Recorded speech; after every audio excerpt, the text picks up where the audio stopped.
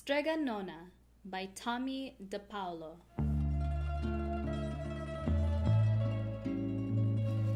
In a town in Calibra, a long time ago, there lived an old lady everyone called Strega Nona, which meant Grandma Witch. Although all the people in town talked about her in whispers, they all went to see her if they had troubles. Even the priests and sisters of the convent went, because Strega Nona did have a magic touch.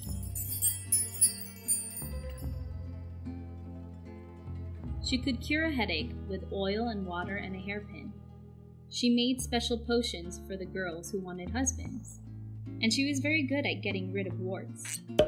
But Strega Nona was getting old, and she needed someone to help her with her little house and garden, so she put a sign up in the town square. And Big Anthony, who didn't pay attention, went to see her. "Anthony," said Strega Nona, "you must sweep the house and wash the dishes. You must weed the garden and pick the vegetables. You must feed the goat and milk her, and you must fetch the water. For this, I will give you 3 coins and a place to sleep and food to eat." "Oh, grazie," said Big Anthony. "The one thing you must never do," said Strega Nona, "is touch the pasta pot.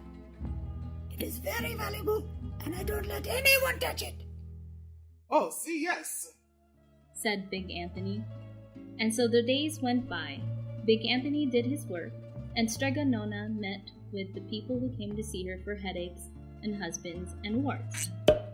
Big Anthony had a nice bed to sleep in next to the goat shed, and he had food to eat.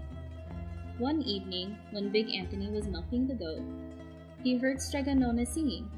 Peeking in the window, he saw Strega Nona standing over the pasta pot. She sang, "Bubble, bubble, pasta pot. Boil me some pasta nice and hot. I am hungry and it's time to sup. Boil enough pasta to fill me up." and the pasta pot bubbled and boiled and suddenly filled with the steaming hot pasta.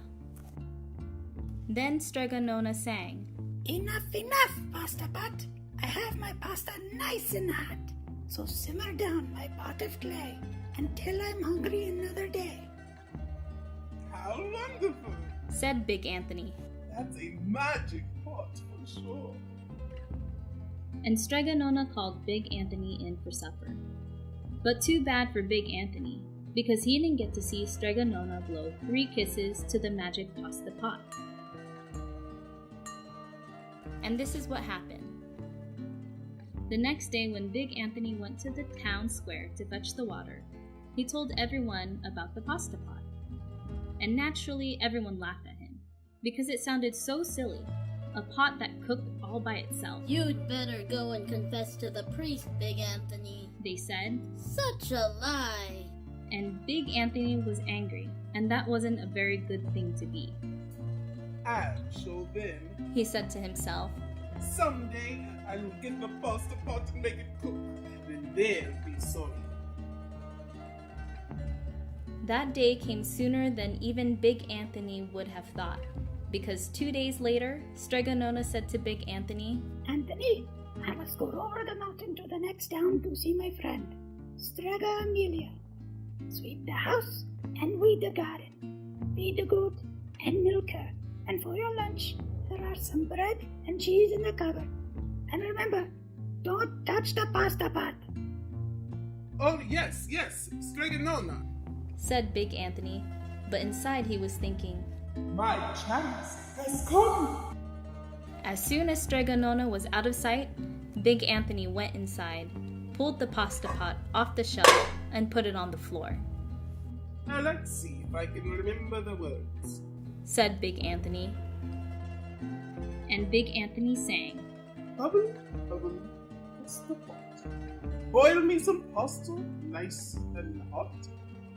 I'm hungry, and it's time to sup. Boil enough to fill me up." And sure enough, the pot bubbled and boiled and began to fill up with pasta. "Aha!" Said Big Anthony.